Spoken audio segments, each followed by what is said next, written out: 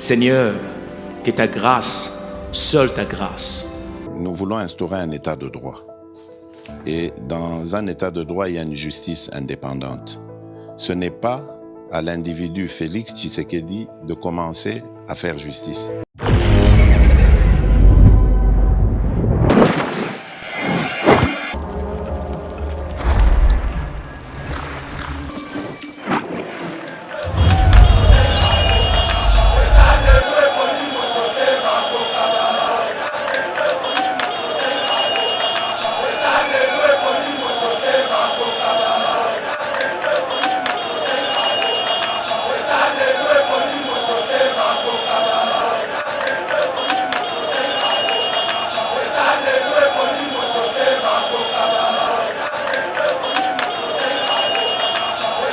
Mbala liboso cardinal azoloba foule et réprimandé ye. Donc foule les en est d'accord té. Foule il y a 40% il y a catholique na Congo. Donc 40% est peuple congolais. Il y a peuple congolais constitué l'église catholique. Ouais. Foule en est d'accord té. De comités. Cardinal Ambongo a parlé na est na 5 secondes. Mais sans citer cause, oh est azo souffrir nango. Mais ne committeront. Ce qui peuple oh azo souffrir azana misère. Mais bateau bache peuple na misère. Ne bateau ba komi ba camarade cardinal lelo. Oh bateau audience il y a 3 milliards, il y a 3 heures. Il y a 3 heures du temps. Ne bateau bazo benga tate épiscope na messe à VIP. Na messe privée na cathédrale Notre-Dame. Ne bateau wana.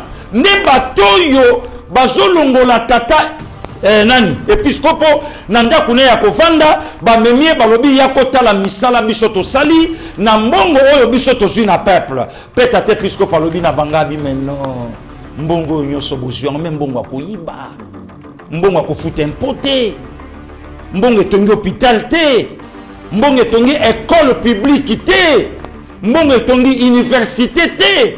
Tata Episcopat Talabi, mais non, vous êtes encore des jeunes. Mais les jeunes, ils sont mbongo wana wapi.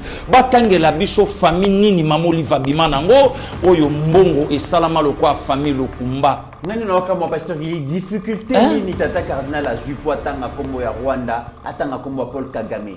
De komi tango parler na makambo oyo papa lobi. Mais c'est connu de tous. C'est connu de tous. Mboka systématiquement pillé. Oui. Et ça n'a pas déstabilisé Congo Tinasuka. Non seulement la communauté internationale. Tout ça n'a bango awa. Oh. De comités ont parlé na makambo oyo papa lobi. Mais c'est connu de tous. C'est connu de tous. Mboka systématiquement pillé. Oui. Et ça n'a pas déstabilisé Congo Tinasuka. Non seulement la communauté internationale. Toza na bango awa. Oh. Soko lingo zwana na tata Fridolin mabe. Lobaka kazala au milieu du village. Aoye biso Christ ala au milieu du village te. Ngape na ozala au milieu du village te. Wana nde komite ngambo ko zwana na ye mabe makasi. Soko zala ki sangonda bengani yo.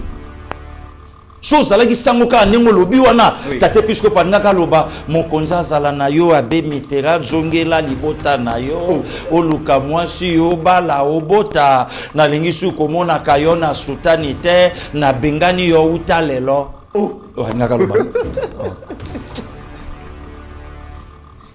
C'est pas possible. Dans ce ibsayo. Dans ce ibsayo. Voilà mon Mélissa Souka. C'est pas possible ça. Mon Mélissa Souka. Oh, mais yo kende.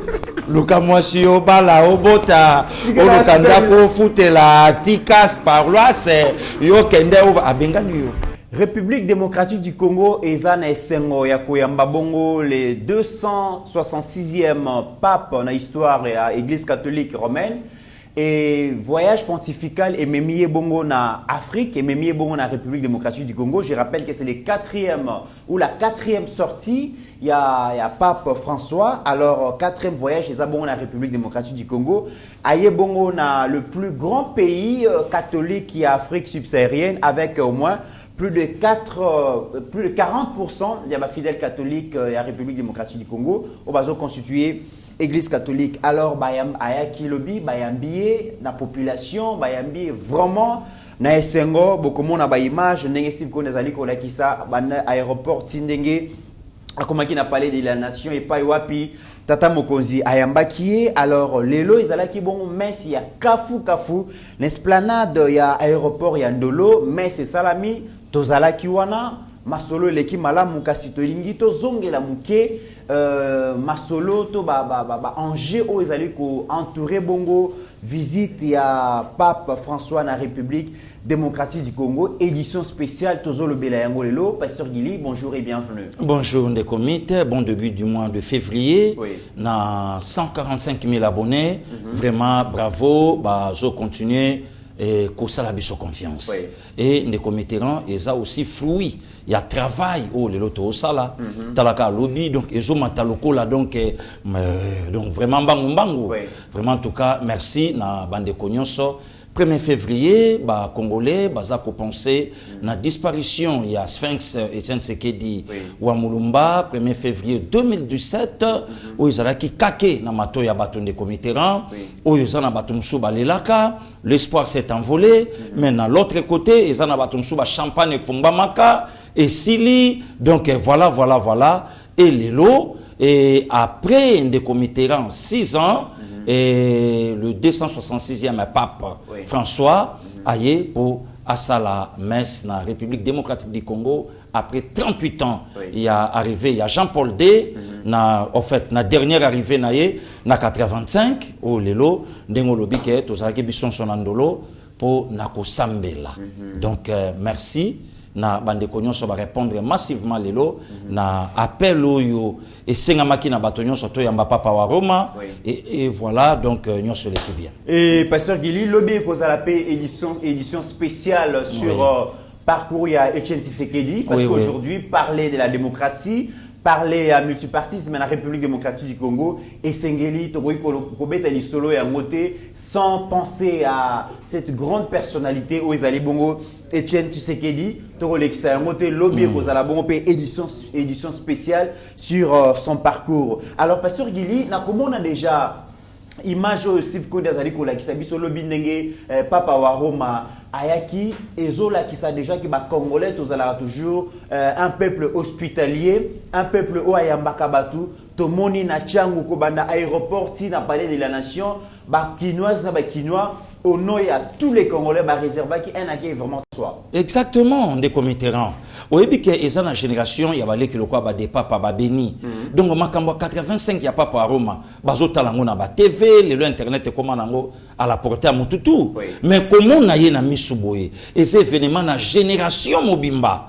Voilà des comités donc kota la pas François oyaye batu quand même ba mona poto mona ngo kalibanda ou soit a osala messe na ye na basilique ou soit take na mboka boye ou soit take boye mais cette fois-ci RD Congo des comités to falsifier histoire té oyebi ke koya ya pape na mboka d'abord eza signe ya paix et yami balezo laksa ke mboka wana eza quand même propre eza fréquentable donc ya koyamba le Saint-Père aya na mboka na bino eza quand même eloko moko ya motuya de komiti biso na Zaïre tozwi yango deux fois tozwi yango le 2 mai 80 et puis toyeko yango na 85 mais après wana na betlaki lisolo mboka esombraka na domaine et tout, diplomatie, économique, militaire, partout, le Congo n'existait plus. Zaïre, le Congo, papa. Aujourd'hui, il y a un homme, Oyaye, abandi quand même que non, abando be taper ma porte, que le Congo existe. Quel Congo démocratique? Ah bon? Voilà. Akena FMI a bêté porte mais kuna topé sambongo balia yango non cette fois-ci soy botindi mbongo e osa misala FMI Banque mondiale atindi pa mbongo yango yo e bandiko koma e bandiko sa misala akeina conseil ya Nations Unies akena ba conseil de sécurité et si ka on de commit makambo Congo e bande ko suka na couloir ayebisi bango me bozo vanda ndenge nini Congo eza agressé bazo boma ba congolais ba tuna ye nana boma ba congolais bi Rwanda abia bon voilà le lo balandi et enfin des comités pour la première fois na parlement anglais ba parler na likambo ya agression ya Rwanda vis-à-vis ya Congo pour la première fois des comics vidéo yango wana. Oui. Pour la première fois. Donc agression na parlement na kat Angleterre. Oui. Tous ça na ba congolais belé bazakuna ba ya Kems Bayali ba Etienne Kimoto papa Monaco Oui. bientôt député. Donc ba te belé ba Christian Boudi tout bazakuna. Voilà. Donc na parlement Angleterre bazo parler na likambo ya agression. Oui. Enge lobake mungongo ya Congo ekomi. Ok, Mungongo ya Congo est commis. Mungongo ya Congo ekomi. Ndekomi to vandia wa likambo ya armée. Oui. Notre armée était faible. Armée na biso ba contrôler yango na bapaya. Moyen to longa bitumbe zate, moyen to sa eloko mo boezate, il fallait quelqu'un aya na pouvoir, à ça l'appel na jeunesse congolaise, ba secouer armée na biso, ba chango maboko, lelo na kito na plus de 10 000 jeunes, ba mwana na formation, na Katanga, n'en parlons même pas, voilà. Il fallait prise à conscience Oui. na ba congolais. Donc koya pour populariser guerre. Lelo yomoko zotala na este bande konanga ya Goma bakangi quelques infiltrés rwandais na ville Goma. Oui. Donc nyoso wana esengaki apport il y a une personne Félix Antoine Tshisekedi Tshilombo aya na pouvoir non seulement yango ayeko ça l'appel le 3 novembre l'année passée oyo lelo et la musi batonyo son de commit c'est pas pour rien il fallait papa wa Roma Oui. bayambaye sous l'invitation il y a président de la République. Oui. Je souligne au Mokonzambo Kalobi na soli na ye personnellement par lobi nanga koma a commis batali na calendrier il fallait y en année passée santé dérangeaki il est moka prolongé le 31 janvier na Koya et Dieu a fait ce qu'il a fait et voilà pape au Congo. Voilà, Pasteur Gili. Alors, Congolais, Congolais, Bazalaki, il a vraiment message à pape. Ils ont un message très attendu. Balinga ki baye ba pape akoloba nini par rapport à la République démocratique du Congo, mais to moni vraiment que dans son allocution, Pape François a zalaki bon on a discours moko très interpellateur vis-à-vis la communauté internationale sur responsabilité na on a différents drames commis na Afrique mais aussi na République démocratique du Congo. Alobi likambo néocolonialisme économique alobi makambo indifférence aux communautés internationales azanango vis-à-vis na makambo zali koleka na insécurité ozoleka na République démocratique du Congo asengi pe bango balongola loboko ba retirer loboko na bango na Afrique ba retirer loboko na bango na République démocratique du Congo alobi République démocratique du Congo est diamant rare un pays vachement riche mais qui a été systématiquement pillé. La richesse soit et profiter de la population congolaise de Pasteur Gili. Et ça d'ailleurs, Babiloko Yolobaka, Babiloko Congolais, Balobaka déjà, et ça Makambo Yotoyoki Pasteur Gili. Ndekomit, merci beaucoup. O Zola Ksake, Moussala Bilenge, O Yomi Bale Baosa na plateau, Ndekomitera Pasteur Gili, Engelo Baketo Sa, Moussala Moko noble. Petolo Bamakambo, Oyo Papa Epe Kolobango. Papa Epe Kolobango. Kemboka siko ndekomitera yutuna ba communicateur o baleka baloba ke bozwa Rwanda buke miserte oyebi bonyama ezaka kateke osala bosoto na nzela bonyama ezape o mutazoloba bakulutu bafandi ba papa ba mama bafandi balobi mono ya sabungi nzela puisque communicateur moko ya parti moko o pelelo etia makelele ke non en tout cas 2023 biso baleka pe alobango bozwa problème en Rwanda buke miserte. Il y a un candidat malheureux. Il y a élection, il y a 30 décembre 2018.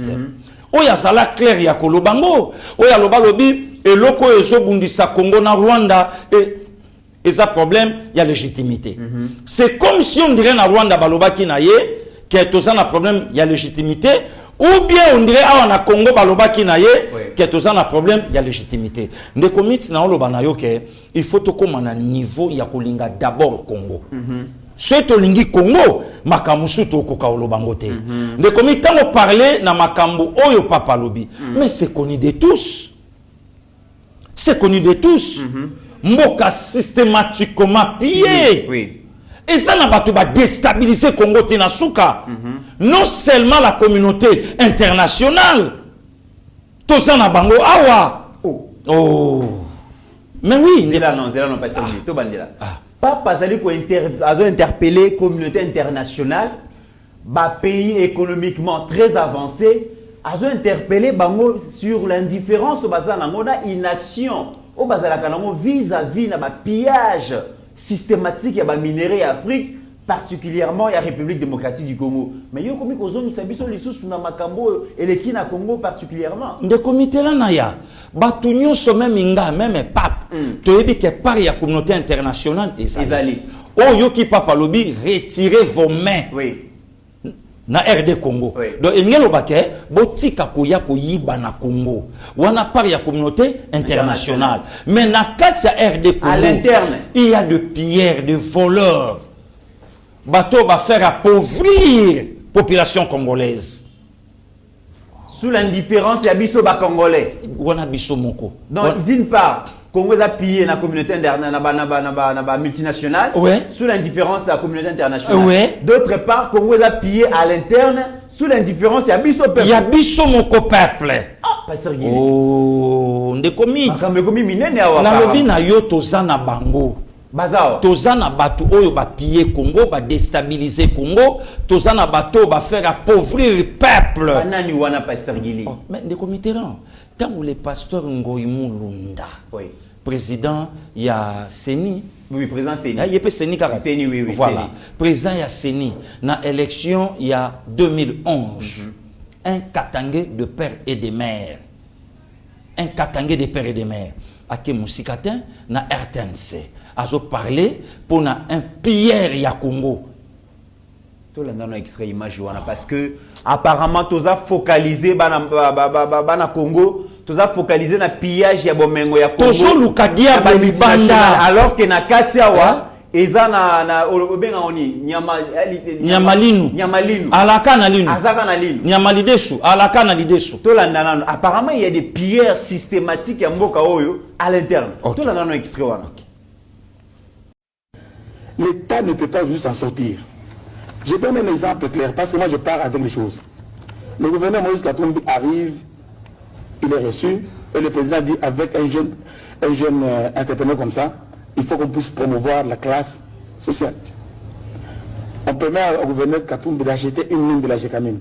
Il l'achète à 6 millions de dollars. 6 millions de dollars. 2 semaines plus tard, la bourse monte. Le gouverneur revend la mine à 95 millions de dollars. 95 millions de dollars. Le pays a perdu. Je donne un exemple qui est clair parce que je ne voudrais pas dire des choses, mais parce que le mine. 95 millions de dollars versés dans quel compte? C'est à lui. Parce qu'il a acheté la mine. Il vous donne 6 millions de la honte pour le gouvernement. Tout le monde le savait à l'époque. Mais c'est clair, c'est une femme qui est connue de Madame ministre des Mines. Il a acheté. Et on lui a vendu ça, il n'a pas volé. On lui a vendu ça à Moïse. Et Moïse est allé vendre, il a eu seulement 5 millions. Je vous donne un autre exemple. Et pourquoi ça n'a pas été condamné à l'époque? Moi je vous parle maintenant. Vous avez posé une question, laissez-moi répondre. Tenke Fongurume, à 180 collines, pleines de cobalt et de cuivre. Pendant 7 ans d'opération, 18 collines sont parties. Et quand tous les miniers qui sont là, ils ne payent que la taxe d'exploitation, mais la valeur de nos minerais sur le marché, on vend à combien? Le Congo n'a pas ça. Et je vais encore vous troubler. Il y avait les montagnes. Ceux qui connaissent peuvent prendre nom. La montagne Katebara, la montagne Sambini, la montagne Goma, la montagne Salade. Ces montagnes-là devaient être exploitées normalement pendant 40 ans. 40 ans. Après 3 ans, ces montagnes-là sont parties. C'est des camions à Kuna Matata de Moïse, Abargani, Mouzour. Ces montagnes n'existent plus. Il n'y a que des trous. Regardez la condition de vie des gens de Fongourou, eux-mêmes qui sont alentours là-bas. On les met avec un petit dispensaire de la honte, avec une petite école, on met l'argent à part. Est-ce qu'on peut nous dire à combien on vend ces minéraux-là? Et il n'y a que le peuple qui peut se prononcer, disant que les minéraux de Congolais, on casse le contrat. Moi, je suis contre la révision des contrats. On est en train de nous voler. Je vais terminer.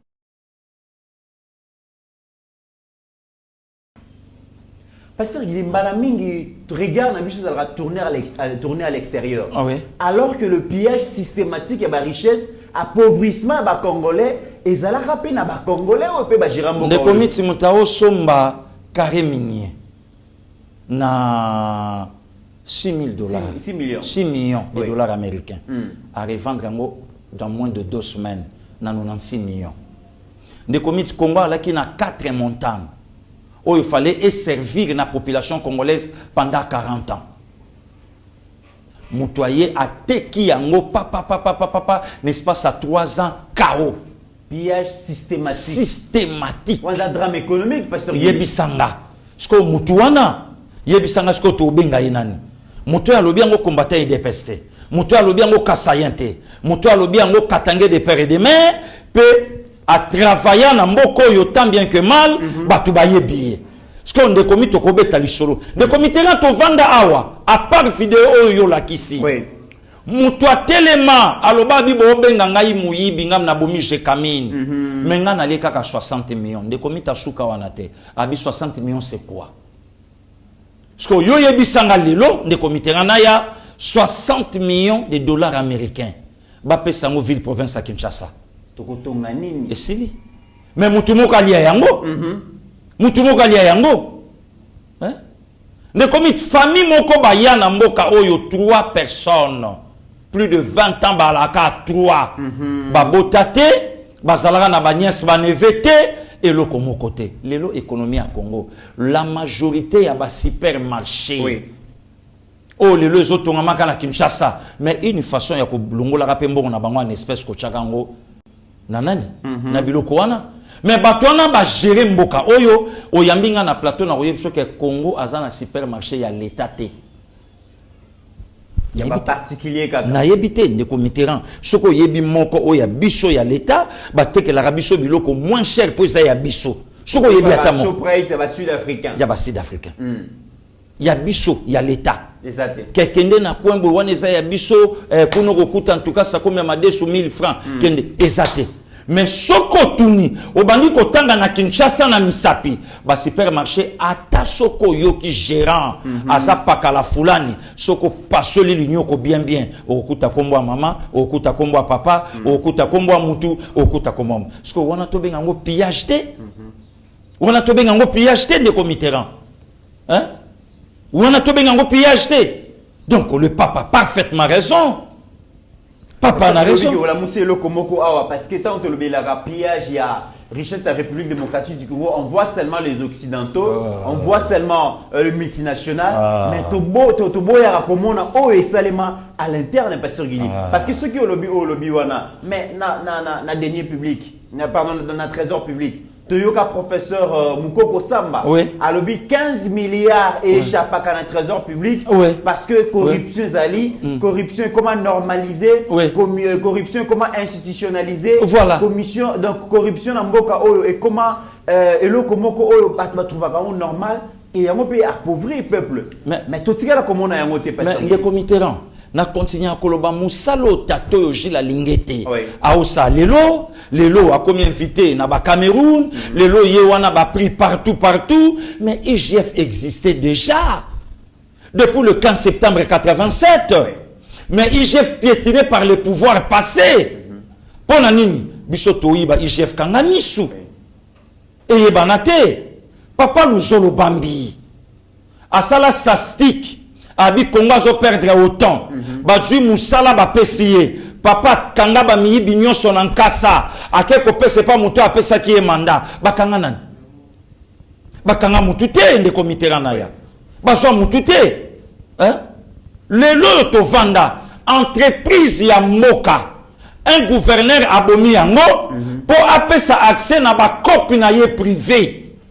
Ba kuna matata ba société nationale de chemin de fer Ekoufa parce que il y avait Moutoumora Boma qui a créé ba société à transport ba minéré c'est comme Moutoana lobby na ya ko sauver peuple o ya zo nyo kwama a okufa nzala peuple o ya lia 60 millions de dollars américains na Jekamine peuple oyo aboma ba entreprise à l'état au détriment il y a ba entreprise na ye ba biloko belé voilà un gouverneur oyatika ko sala et loko mon côté na katanga comme nzela rien que kaka route ezomema ba minéré pour ebima na nzela Zambie. Mais pasteur Gilindo qui se galingali ya mutu na famille na yo et Sengeli akutana na document ya famille, Ouais. collaboration et salema. Ouais. Comment aujourd'hui les lotos qui condamner le colonialisme économique, comment tu peux condamner les entreprises multinationales, le Oui. pillage, le Oui. bradage et la richesse de la République démocratique du Congo sans pour autant chercher à l'interne banani ou bazaki complice dans le coin Oui. parce que les multinationales ba evraka ba mon côté bazana ba partenaire bazana ba associé bazana ba intermédiaire o esengeli surtout le rôle to comme na ba période d'élection Congolais fungola misu aye ba banani oyo ba permetaka que ba multinationale wana ba ya copier Congo pasteur Guy. Mais est-ce que yoko bossa na vidéo o yo moko laxi lobby? On est allé ramasser un jeune homme Oui. de la nationalité rwandaise. Na yende to ko manipuler kitoko. Et yokani na lopoto. On le manipulerait. Busco yango salama. Oui. Yango salama. Lobby kaka ndeko mix. O laxi biso vidéo na plateau o yamba kinga.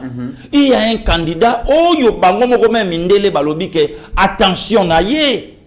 Pasteur Guy tozonga na vidéo parce que na yeba TV na moni batebele ba komi ko sepela ke Ndeko mix. tango tozali koloba tozonga parce que papa aye koloba likambo ya pillage systématique.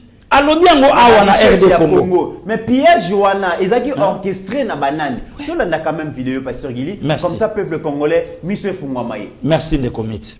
Qu'est-ce que c'était les compradors? C'était du temps du colonialisme portugais à Macao, des Chinois qui acceptaient la domination coloniale portugaise à condition de garder une part de l'économie et du commerce. Eh bien, on vit la même chose en Afrique. J'ai longuement averti sur qui était Katumbi.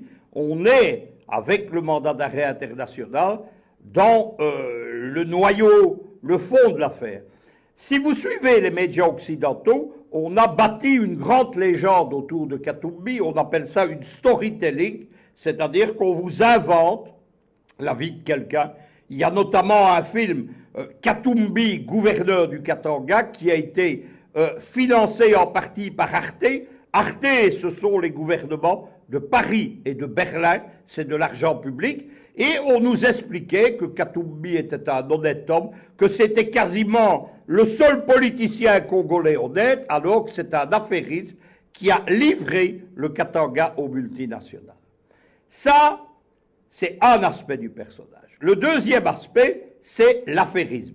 L'affairisme, qu'est-ce que c'est? C'est que Katumbi, il appartient à une très grande famille affairiste qui s'appelle en réalité les Soriano. Lorsque vous fouillez dans les dossiers Katumbi, vous voyez qu'il est détenteur de 3 passeports différents, avec 3 nationalités, et que dans ces passeports, il ne porte pas le même nom. Il y a notamment un Moïse Soriano, qui conclut les contrats Soriano, Katumbi, Katumbi bis, on ne sait pas très bien. Troisième chose, Katumbi, c'est le choix d'un scénario politique. C'est l'homme qui a été choisi dès les années Obama, le fameux sommet USA-African Leader, nous sommes à l'été 2014, il a été choisi comme l'homme qui était chargé de dégager la cible principale de ce qui est devenu le printemps africain, qui était Kabila.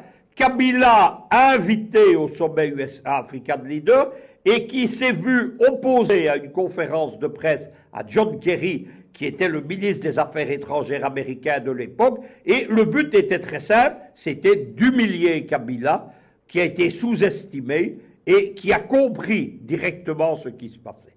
Que devait être Katumbi? Katumbi devait être le candidat unique de l'opposition. On a, mais les Américains ont l'habitude de le faire, surestimé sa popularité, et on lui a bâti les moyens de ses ambitions politiques.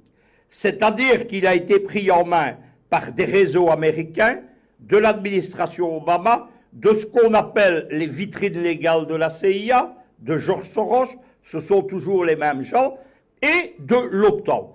Il y a une fondation qui est l'Atlantic Foundation aux États-Unis, c'est la principale fondation de l'OTAN aux USA, c'est elle qui a parrainé Katumbi. Katumbi, qu'est-ce qu'on a fait? On lui a créé tout d'abord une ONG puissante. Vidéo wana ya Moïse Katumbi comment est-ce qu'il était préparé à assumer ma responsabilité en tant que président du Congo, parce qu'il va préparer qui est dans la multinationale. Même à Tatisiko marché en Ezali. Oui. Même à Tatisiko Kopo en Ezali. Kopo en Eza. Puisque yende mutu akoyede biso. Ndekomit, oyebi sana ba tactique mususu. Oyebi lelo kana sepela rapport mon konzamboka a Hollanda biso. Oui. Mon konzamboka a Hollanda biso. Bato belé tang batuna kana est-ce que makabolo baka fa oui, le chef de l'État, le président de la République. Oui. Azwaka tan kota la biso. Ayebi gili na Kombo. Maman mon konzamboka ayebi nde komitera na Kombo. Bazwaka tan kolanda biso. Oui. Oyebi forme musu guerre est écossais selon les multinationales. Oui. Ceux qui candidats na bango comme président de la République. Wana guerre ici. Parce que bako sala ba accord. Wana sikoyo bakoyiba na porta ko fongwama. Bakoti ba ye bazui bakenango. Donc makambo Congo azo sibir lelo ezaka ka po fachi alobi ndekomit lelo na ko fongola pe babiloko mususu. Oyebi pourquoi ngana ona to botamité babandi kolobake muluba ko diriger mboko yote. Mais kope utalibanda. Naturellement muluba ateti. Naturellement muluba il est au centre de la République démocratique du Congo. Assez les saka manipuler facilement. Assez les saka manipuler na mutute. Naturellement. Ba vanda ba étudia. Toyoka masolo papa maréchal batuna kitane Équateur. Via tuna. Alobi nato tonga mboka oyo Équateur. Nato sala bande konanga bamongo, bambunza, bangbaka, bangbandi. Donc ba tribu nyonso za na kati Équateur. Bango moko baganga babitata malesale. Ko sale lo côté jongisela biso be bola lima. Bola lima wana nini pesa? Bralima. Jongisela biso be bola lima Mobutu atuni mais bola lima nini? Ba yebise ba lima. Ya bon. Donc ba vanda ba étudiant ba lobi babi muluba ko soit pouvoir na Congo. Naturellement botama mutu makasi a sedakate. Et deuxièmement c'est un tribu où Nzamba dotango na ba potentialité belé. Muluba joueur meilleur buteur à Coupe d'Afrique des Nations tilelo ndai mutumbula. Mais Afrique a bimisi combien de canons y a ba joueur na monde même biso na Congo. Mutatikali ko égaler ezate. Mta égaler ezate. Le Congo joue ba boxeur ya makasi na champion junior Makabu na Martin Bakole tata mama moko même famille bangwana oyo na poids lourd oyo na boyi muluba. Le tout premier cardinal il y a République démocratique du Congo oya sala ba réforme de comit oya sala ba réforme il y a Ruto Zayurwa o le comment rite congolais et comment partout malgré Akaboli Makila Nangaï Mongo, Joseph Albert Malula Ngalula, Makila Bakasayen. Hein? Des comités. Yokatsisko, Babylon Konyon Sowana, Okenina ba NBA, le vieux Mutombo Dikembe. Oya na musique moderne le Grand Calais. Donc ba dota bango na ba capacité oyo mundela zwa 4 ans ya ko étudier le 450 tribus. Il y a République démocratique du Congo alobi atato matata to kiti muluba a OCDT. Ndeko mix et ko kweya lelo na un kasayen en tête en boka. Ba multinational ba vandi ba bandi ko étudier. Na bande ko yebisa yo. Est-ce que pour na ko désigner candidat commun de l'opposition, il fallait Genève? Awa na mboka awa basale zate boya pour ceux qui na Congo ba combattant ba kozala ba congolais ba kozala boya musika awa comme ça awa toko dribbler facilement pour ba pesanani ndeko mit yo tuna ba congolais Martin Fayulu congolais oui azé colonie tuna bango. Donc, carte Zalaï Bongo. Yango monita mfacha na pouvoir, makila e gangi. Nako seda quand même centimètre. Il y a Congoté. Des réponses. Il y a ba Congolais au multinational. Très bien. Des mêmes causes. Il y a guerre à Est. Yango wana. Mais Pasteur Guili na lingi vraiment parce que le lot reçoit tant mengité ils allaient et ils sont spéciales tant où Papa Lobby à décrire souffrance économique ya ba Congolais, a décrit makambo ya Est et qui. Le chef de l'État a pris parole aussi à décrire pas ce ba Congolais ba zomona surtout na Est la République démocratique du Congo a beleli atangi kombo ya ndoki alobi ezali Kagame mais tokotika te toko défendre mboka na biso tina suka wana tolandaki yango c'est d'ailleurs les discours de chaque jour au mokonzi mboka azali koloba lelo to participer na yo pasteur Gili Oui. na messe Oui. o esalami lelo Oui. kasi nalingi tozonga muke sur le message ya tata cardinal Ambongo oyo asaleli papa wa Roma abandi ko décrire situation économique, politique et sociale de la République démocratique du Congo. À lobby, les gens souffrent. Bato bayambio lelo ezali peuple azali ko souffrir, peuple azali na misère, peuple azali ko nyokwama.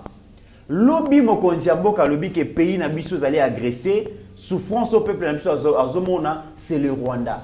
Mais na message ya tata cardinal pasteur Gili, totikali koyoka te tata cardinal atanga quand même combo ya Paul Kagame a indexé Rwanda pour harmoniser entre l'État et l'Église. Parce que c'est le même problème.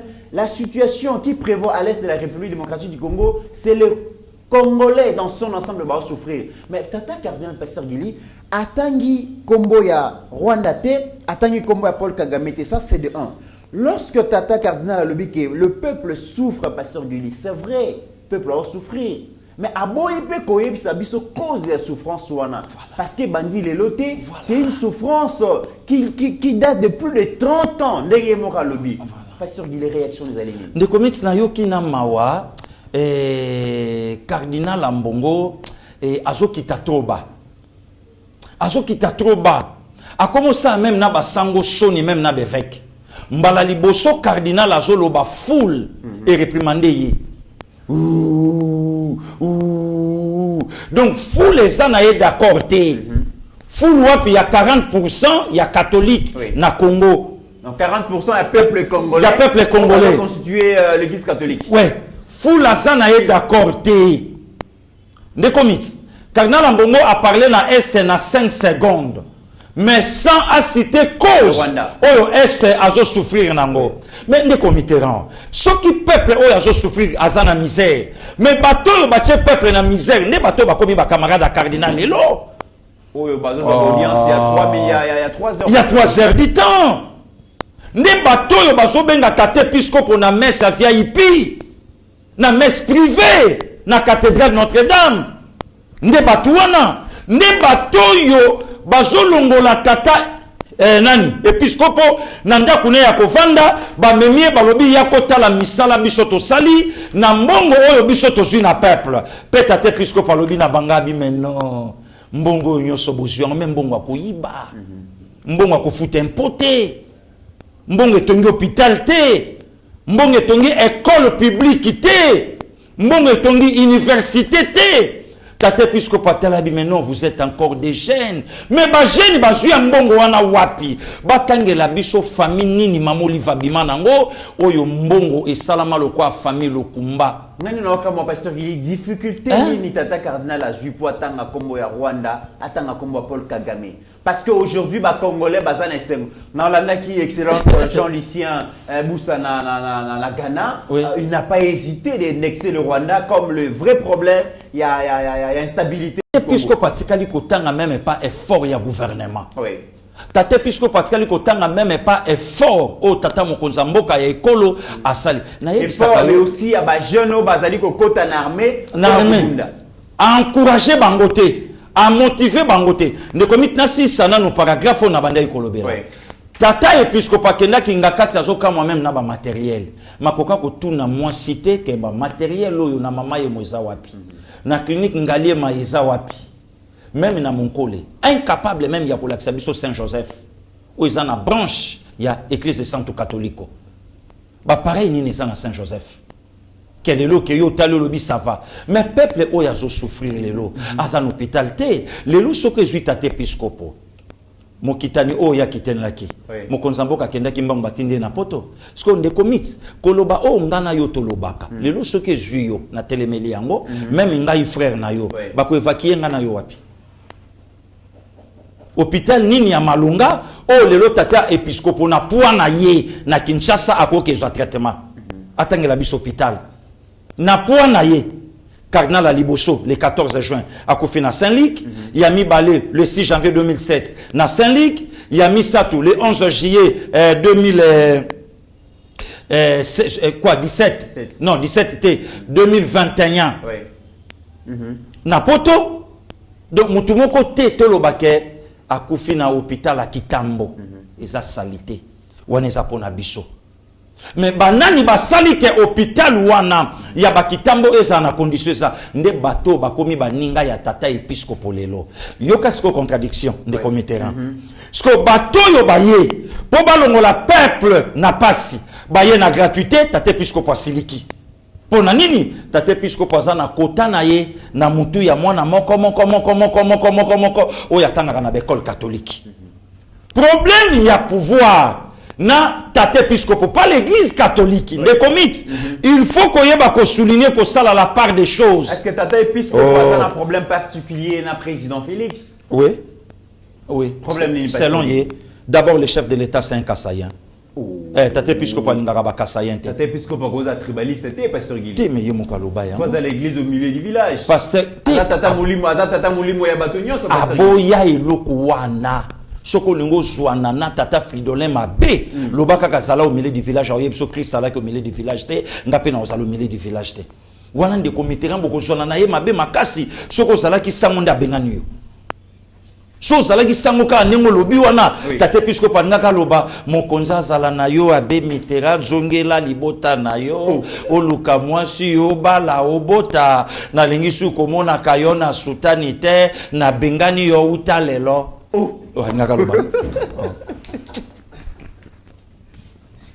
C'est pas possible. Dans ce Ibsayo. Voilà mon Mélissa Souka. C'est pas possible ça. Mon Mélissa Souka. Luka mwasi yo bala obota olukanda ko futela tikas paroisse yo kende over abengani yo. Il faut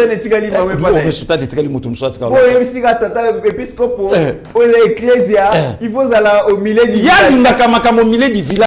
Même na candidat président de la République. Oh, tate épiscopo a soutenaka. Batunyo soba yebi. Oh, ils comme Robomba. Pasteur Guillemet. Oh.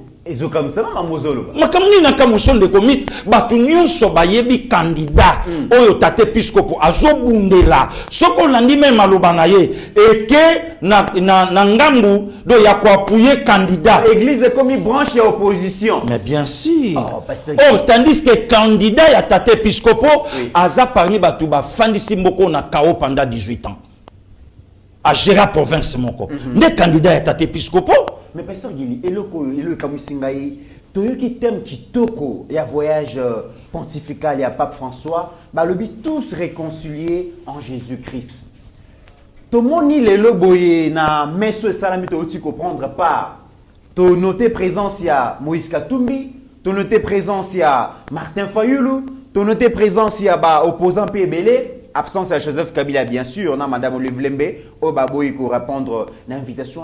Pasteur Guili, moi je pensais Bango balandi messe en ligne. En ligne, hein? En ligne. Moi je pensais que Pasteur Guili, Tata Cardinal Alinga qui a profité quand même de la présence et à toute la classe politique réunie pour prêcher réconciliation autour de la guerre à l'Est, ba Congolais na ba Congolais, tous à la unis. Tous se réconcilier, tous trouver qui mène à Est, ma comme élection de côté là-bas. Mais je pense que c'est comme si, pour notre tata cardinal, la priorité c'est d'abord le processus électoral que la recherche de la paix et de la priorité. Félix Akende, Félix Antoine Tshisekedi Tshilombo, président de la République, chef de l'État, Akende Atika Ebonga et pas ya Moïse Katumbi. On a pensé ndenge pasteur Guili azo réfléchir na kati ya mutu ya tata épiscopo ne komit mutako le kabiso po atangi latin philo mutako le kabiso po sala théologie mutako le kabiso par rapport ya bamboka tamboli balanga yebi mais parfois mutako le kabiso te pona olinga Congo ne komit wana pesa meli mutu nyonso te Parfois, tate puisque pas confondre lit ya tata cardinal Malula na juin 71 tant azo critiquer un père parti état na Saint-Joseph tant soit sali parallélisme wana que 52 ans après ngape na ko sala ndenge tata cardinal Malula salaka. Or ma donne est changée. Aujourd'hui en tête à RD Congo, il n'y a pas un président dictateur, un président démocrate. Un président démocrate. Il a fait appel à Martin Fayulu. Martin Fayulu a dit que maboko netondi makila. Mais tout le monde a décidé que yamba FCC oyebeta Martin Fayulu trosa mundu qui na marche pour réclamer les élections. Pour réclamer les élections. Babeta Martin Fayulu. Aujourd'hui, na messe, la présence de Moïse Katumbi na Kinshasa. Or Moïse Katumbi ba parole la ye machette na entrée à Kasumbalesa. Yo Salomo Iskadela, yo Olivier Kamitatu, yo Francis Kalombo, yo Moïse Katumbi soki kaka boza mibali ya solo bokota total abino. Basuka. Basuka. Basuka. Mais Moïse Katumbi yo na messe achida solakisa. Mais tata cardinal P pasteur il a fondé le pouvoir et pas par mboka o to comme une année électorale to ebi ndenge processus électoral et ça les maka to lingi élection moko libre démocratique inclusive et tout ça, c'est comme si le régime actuel a une intention il y a quoi écarter, c'est le non-dit je suis en train de dire c'est le non-dit d'après ma compréhension. C'est comme si pouvoir en place une intention à écarter bah nous sous une élection et ça une intention il y a pour organiser l'élection moko déjà tricher en avance, mais l'élection moko frauduleuse, eux pour maintenir bon le président Félix en place. Il y a un tata cardinal déjà a fondé pas à Rome. Ndeko Mitterrand, yoza parmi bateau lelo pe mboke ngako sanga lipamboli ya ndeko mit na Saint-Dominique.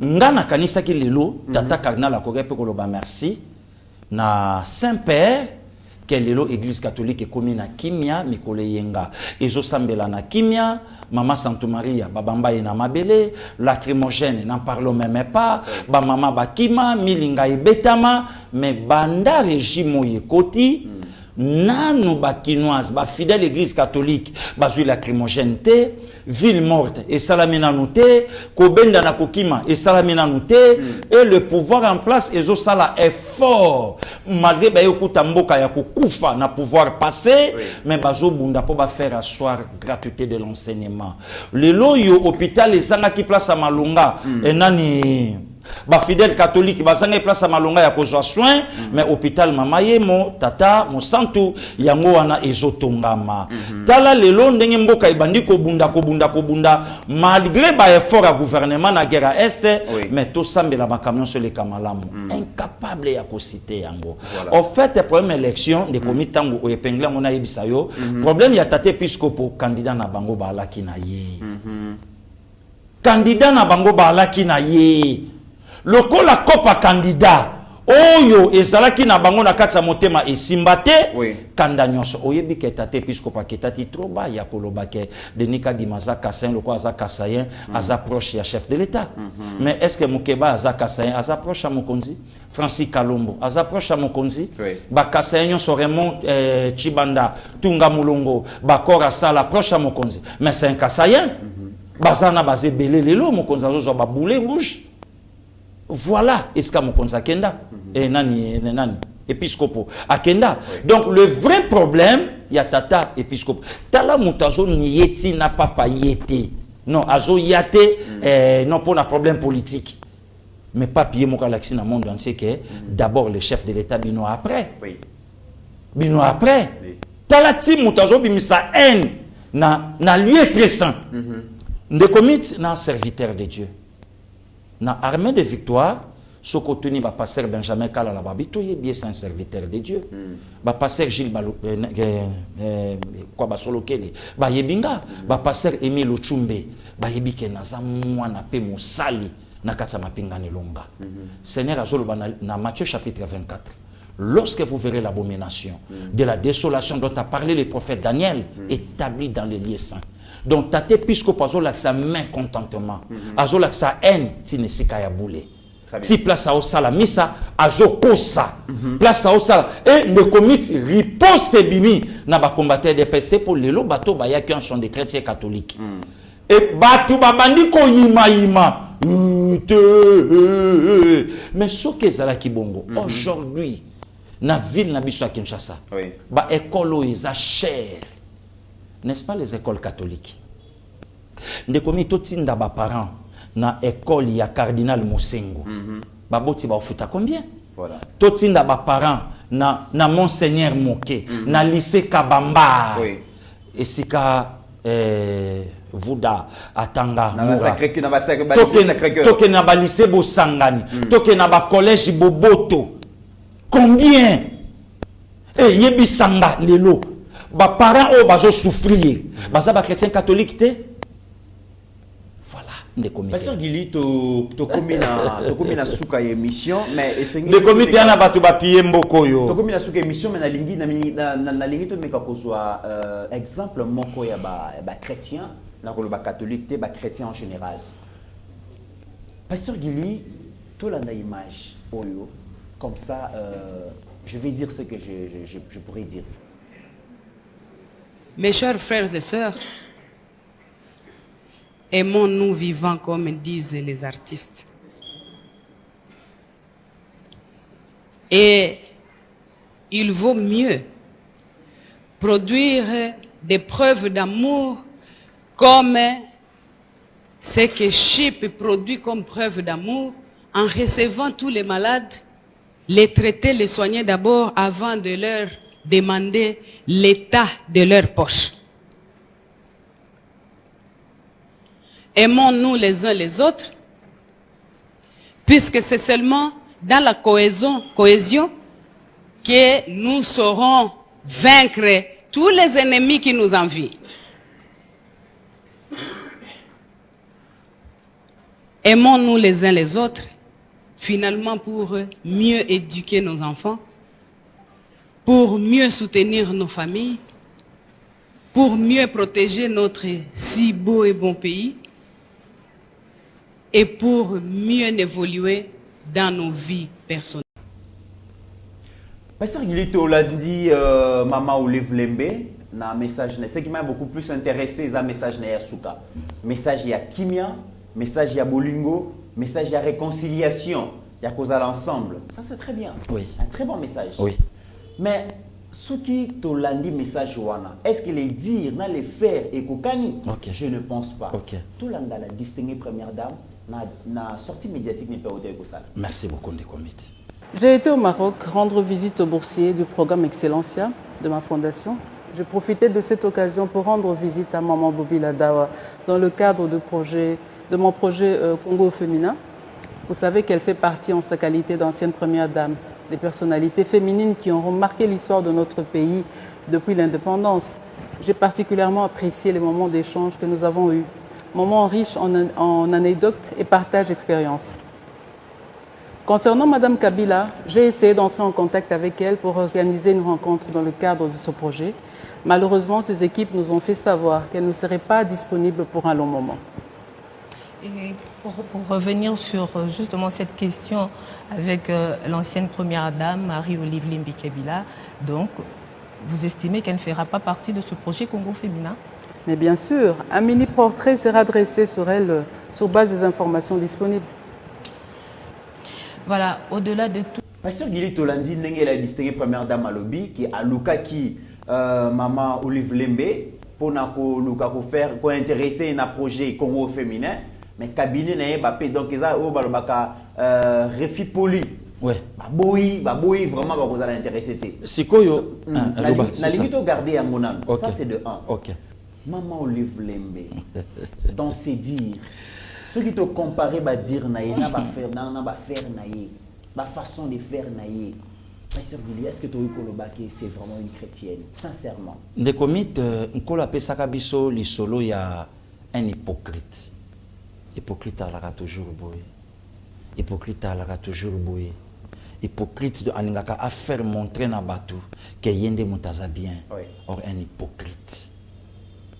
Tant que je prêche, mais moninga kuna lobby na lukaka yo projet ya Congo féminin ba bénéficiaire nango banani ba congolais et congolais. Combien de jeunes, combien de dames au balinga ba bénéficier d'une expérience na yé na projet wala Congo féminin aboya alingate o yomoko autour bango na lopoto refi poli te me bango bazolo bake et sali et babi aboudé la distinguée première dame bon à la kisi ya minene donc à loup donc à snopper première dame pasteur Guy. Bon c'est trop bas au fait hein, c'est trop bas.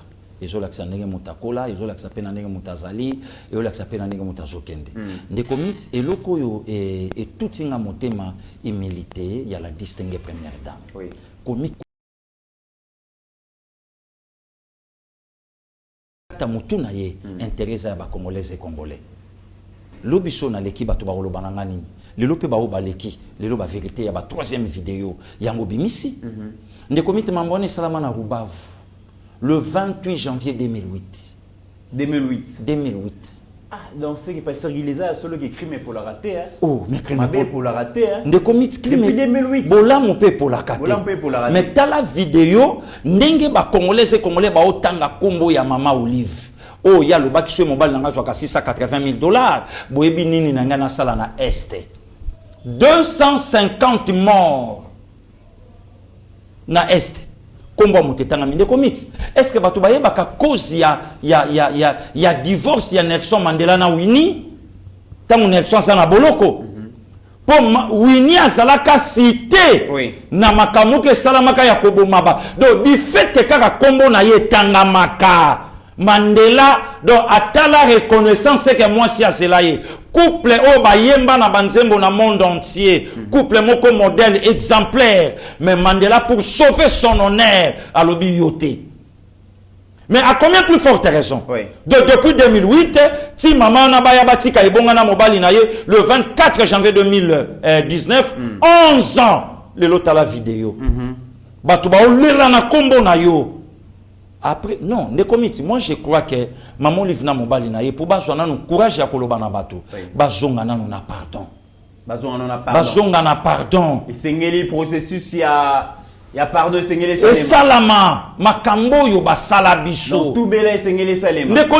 Nde comité là, makambo nini ba salabiso. Masumu maleki faut ko tout bela. Masumu leki lobi na yebisaki yo. Nde comité, est-ce que okolongola mwasi ya député local à Marius Gangale à mon année ba mamomba lina bu portant tata de comité la image ndenge tikala mutu na mutu muninga mo senati yo na kati ya mutuka na wenza selemba u ba okita mutaleki na moto et Dieu merci na temps na pe bande ko na so ba we wana ba komi le lote ba salaka te débat la bu portant pas muta démarrer moto akenda mission accomplie bravo. Bravo. Maman wana place alanda kabiso. Image. Etikala na mutu na yenet nze momombo na yo kaka soki ya nani. Ah, ya kulutu na biso de la forêt. Image etikala na bongo. Etikala. Ne komit lelo. Moi si ya kulutu Floribert Chebeya. Na 11h a solana mobali na téléphone. Mobala komeli na koti. Il pas répondre mobali. Mais réponse est kokota. Le coup la moi si on s'en la comprendre abi oise comme la mobile nangate. Banda ko benga tina soir RFI à Gangi. Ba retrouver corps à Chebeya na kota ba cimetière ba Mbenseke kuna na ba préservatif na kata mutuka na ba plante oyo ba maman ba bongsela rango elongi na bango na kati ya mutuka. Pourquoi les autres causes à la hypocrite? Vraiment Maman Olive à côté de Maliboso il y a veuve Chebeya. Maman Olive à côté de Maliboso il y a veuve Fidèle Bazana. Maman Olive à côté de la banque ndenge na yokaka. Est-ce que grande sœur nanga Nelina ya salaka avec tout le respect na yokaka pe maman ya botete ya salaka kuna. Est-ce que maman Olive à côté de la banque azwa loboko na pesa maman oya bota Daniel botete loleke pa pesi mbota bi courage c'est la vie ou soit toroyoka ke bambate betami kuna te. Toroyoka bambate betami kuna te. Le longtemps tate pisco pazoloba. Est-ce que akoyi ko accompagner maman Olive te na famille ya Rosichi manga mukendi Donc bref, Pasteur Guili, bilan, il y a exercice à pouvoir par Joseph Kabila Mumbale Olive. Voilà. Ils ont reflété tes messages Olive à Otikope Sanasuka. Même pas. Il y a Bolingo. Même pas. Il y a Boyokani. Même pas. Il y a Bosangani. Même pas. Ba remettre dans nos corps, il y a Arma Tungulu na famille na ye. Ne komi to tamboli pour na kozwa trajectoire, il y a relique, il y a grand-père Nabiso, Patrice Emery Lumumba. Et banana ye bafanda kinayo ensemble oke kisangani Lubumbashi okititi oye nango na mausolée papa zope mawana maman liva sa no ba démarche à rejoindre sa corps fidèle basana batu nyonso bana image malamu nde ba jouer ba kene na Jelem ndenge ba joyer na 24 novembre ba kenda na ye na Jelem yala ke pa banani et pas na bangoti le loi ko ça peuple congolais te que non Arma Tungula sala ka place boy. De komi to vanda na batu moko be bayibi ma yele moko ya kochela batu poison. Bozo kama mutu wa kufi na poison a d'huile. Donc ma yele moko bo ya roboma batu. Lo ba congolais ba vanda boye ba se retrouva Max Kabyombo Kenda. Akufela ndenge nini. Ba congolais ba comment réticent. Kolé pa ya mutu komela na batu e comme problème. Alors les Congolais mais ça na bongo de Congolais azara mutu ya batu. Yo yebi batu boni basale la kangana yo prière nzambe batela banana ya mibali. Pona ni tozana batu moko na mboka. Oui. Sikoyo lelo mamu liftanga olo ba bolingo. Bolingo par rapport à nini? Hein? Bolingo sans pardon. Tozaba Christo. C'est donc lukana no bimisama be oyo sala po boyeba lelo tala na Rubavu. Vidéo il y a 28 janvier 2008. Bazolela na kombo ya mutu.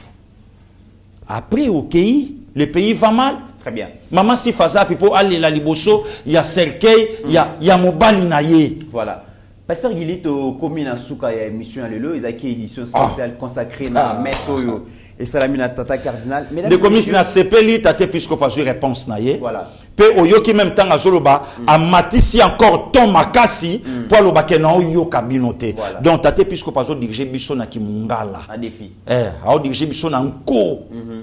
Donc mbongo yo tozwaka ya ba pareil babilo ke belé place zongela le kola baloba na biso moyen tozong sango ezate to ça par tous les moyens na élection ko ya muto ya biso aleka na ko sala par tous les moyens muto ya biso aleka oh ndeko mito sambela nzambe na solo titre te muteko monta biso bokonze na likolo. Très bien pasteur. Titre te pasteur te abbé te monseigneur te misala na biso nde côté lema yango moni même nkolo a lobby c'est pas tout le monde qui m'appelle Seigneur, nde bakomona bokonzi na likolo. Donc soutani ekosate, quoi pastoral ekosate, makambo boye ekosate, mais misala nini oyo lobby ekote mande komit, il y aura des pleurs et de grincements des dents. Bible loba yango. Très bien pasteur Guili. Mesdames et messieurs, il suffit seulement ya kota là-bas grands médias dans le monde pour bomonake ba projecteur ils a braqué sur la République démocratique du Congo, particulièrement la ville-province ya Kinshasa. Mais Kinshasa comme ville-province, ils ont des ngobila. Awa ba projecteur, il y a monde entier a braqué sur Kinshasa. Gestion ya ngobila ville et Kinshasa, ils ont des Kinshasa dans les noirs, Kinshasa dans le saleté. Donc kin kokolo bakutu te. Miroir ya République démocratique du Congo, ils ont des nini. Wan les appelle mo bangé na dossier mesdames et messieurs to ko fungola yango kala mingité.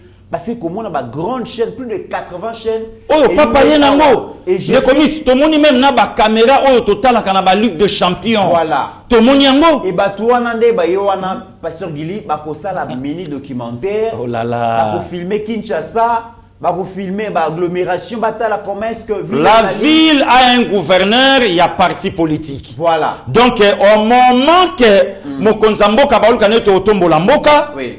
ACP azotambola kana ye partout na ba États-Unis kolukandeni bakoza la partie oyo bako faire englouti IDPS. Voilà. Nazo audience avec le CG Augustin Kabouya AK47 ya koloba ke CG au moment que bozo bunda mboka ezala bomoko totombola ACP azobongama ke na deuxième mandat à la partie à makasi koleka IDPS. Yango monaki même na fiki na sorti. Non. Na martyr. Même na quelques communicateurs et des pes balata ba t-shirt. Voilà. Donc ba somba na mbongo. C'est grave. De comité moni même ndenge émission to sala ko kama na yote. Na laki déjà bato. Oui.